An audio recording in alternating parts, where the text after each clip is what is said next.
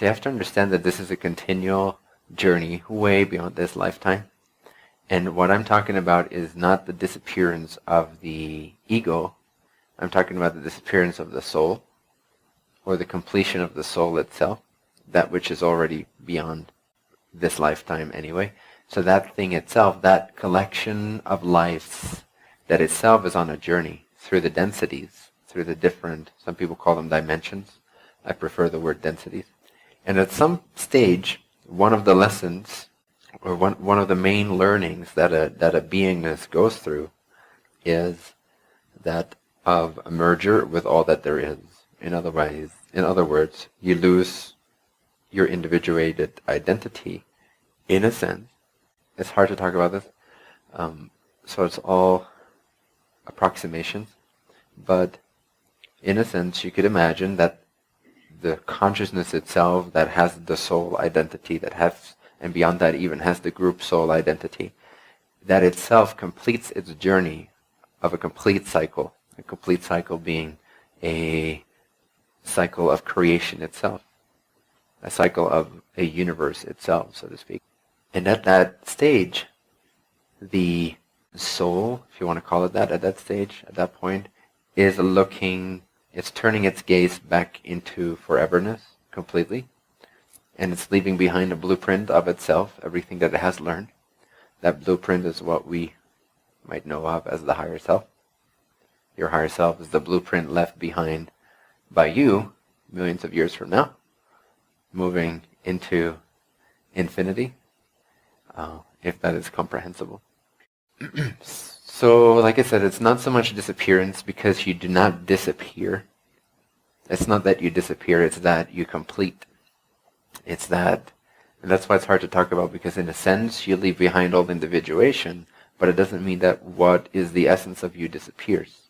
What, if you exist now, you can never cease to exist. It's not possible. So there will always be the existence that is you, no matter what you go through, no matter how ultimate or absolute it is. But that you, which is the essence of you today, which you could say, okay, is my soul or my consciousness that goes through these different experiences, that, let's just call it soul for now, that soul essence, the consciousness that makes that up, will still be existent, even though its identity is merged with all that there is, meaning that you become the awareness of all that there is, no longer of Bentinho, no longer of whatever group, collective consciousness there is beyond Bentinho, etc. It is the merger with all that there is. It's the returning back to the infinite creator at the end of a cycle of exploration. This is not the end, because a new cycle begins right after. Right after, meaning after a timeless time of incomprehensible, indescribable foreverness. And then you begin a new cycle, which will be different. It will be the 8th density, so to speak. And this completion happens somewhere between the 7th and the 8th density. The 8th density being the new start of a new octave, of a new creation altogether, of which I cannot really say very much, because I don't really have access to that. It's too unimaginable. It's totally different. So there's no words, there's no concepts for that. It's very hard to even get any kind of accurate glimpse of it for myself to be. I have hypotheses, but that's about it. But 1st through 7th can be fairly accurately described, although the higher the densities, the more it will be an approximation, because the less we will have any frame of reference for what that way of being is like. So what I was experiencing or feeling around that time of June 1st, leading up to it, is I was feeling that the time, space, reality that I was a part of, this collective, was not moving fast enough for me. It may sound a little arrogant, but that was the experience. Wasn't moving fast enough for me to be able to stay inside of. So I felt like I was either going to die, pop out, or something had to change collectively, fast, still within my agreement of being part of this collective, or the identity would start to, in that sense, merge more towards that native level where I'm actually exploring, which is starting to explore these things of turning my gaze back into foreverness. So in a sense, what I got was a download from my native soul level. So the lessons that I'm learning at that level were, in a sense, a glimpse of that was infused into this life from this perspective, if that makes sense. So I started to feel the not the human reflections. I started to feel whatever portions I was able to experience from this point of view of my native soul's actual journey and what's relevant for itself, in addition to it coming, quote unquote, here to be of service and to have an experience like this. But what it is going through for itself, like none of this is new for me. But what is new for me at that level was sort of falling through the veil a little bit, if that makes sense. So then the human goes through these experiences and processes what that is like.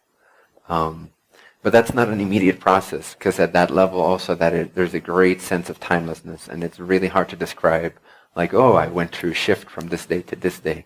It also takes nonlinear timeless time, or marination time, so to speak, at these levels especially, to really complete these types of lessons. So it's not something that can be equated to even have anything to really do with this life, I discovered.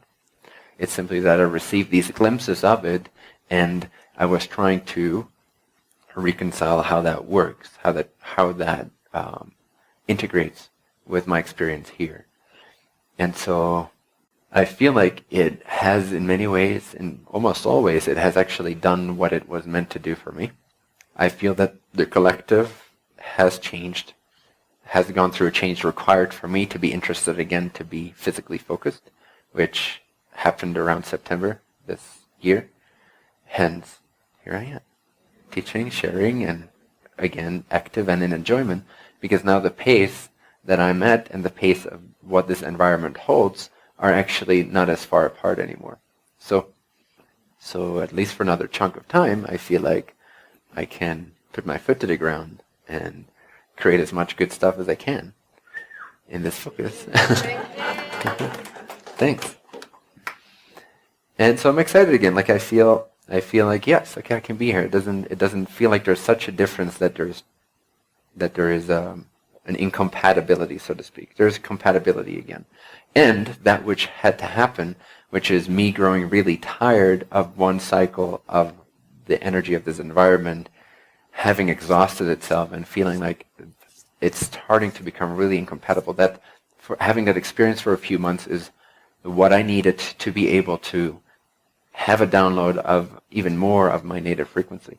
And if I look back upon my spiritual journey, what I find is that as I am going through this as a human being, as I went through this as a human being for the past, say, 10 years, incrementally, I have sort of recaptured the path that I have already done for whatever millions of years, so to speak, in terms of our time, at my native level. And so I'm given downloads of these and then I integrate them. I'm given downloads of these and then I'm integrating them. And then every time I get a new download, it's of a slightly higher density lesson that I've already learned natively, but I'm recapturing very briefly and rapidly from this point of view. So sometimes it has been a little confusing or earth-shattering. But then when it gets integrated, I feel like I'm more and more closely transparent to who I actually am. And so this was sort of, one of the more absolute glimpses of where I'm actually at, so to speak, that I've had so far. And so the integration process of that and my response to that is sort of what you saw in those meetings. And ever since, that has integrated and calmed down and did what it did.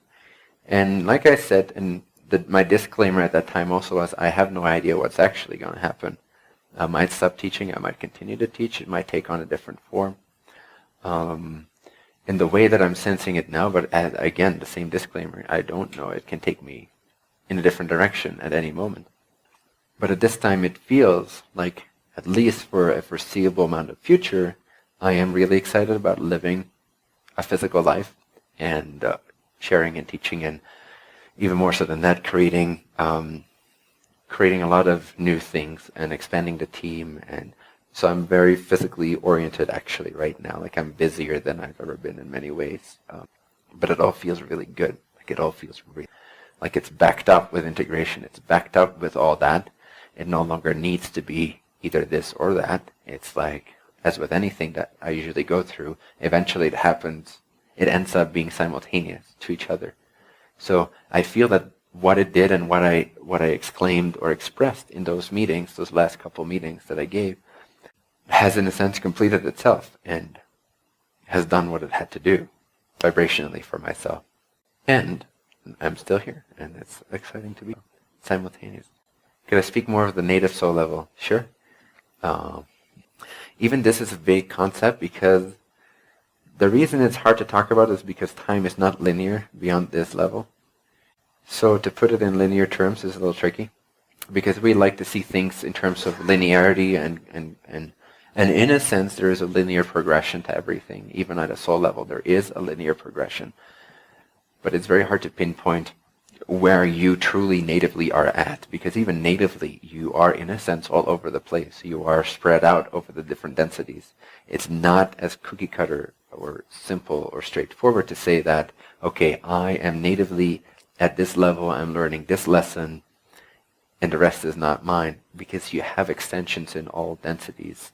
Even before you are natively fully oriented in, say, a sixth density experience, even if you are still sort of natively exploring your free will at the soul level of fourth, fifth density, you already have extensions into sixth density. You already have certain activations there as well. You already have a higher self that's already there as well. So it's hard to hierarchically or talk about it in terms of any kind of order. Do you have a specific question about it? Okay. We have access to our soul consciousness, but it will be reflected from this mirror, this shard of the mirror. In a sense, you could see your soul as the totality of the mirror that is your consciousness, reflecting infinity back to itself in a certain way through certain expressions. And all these lives are different shards of it, like a broken, and they all have their own level of free will, and they're all reflecting in different ways, and they can all be turned and moved around. So when you move back around, so to speak, to contemplate or intuit or download information of your, say, higher self or your soul level consciousness, it will be your mirror receiving the light from the soul and having its own reflection or interpretation of it. Does that make sense?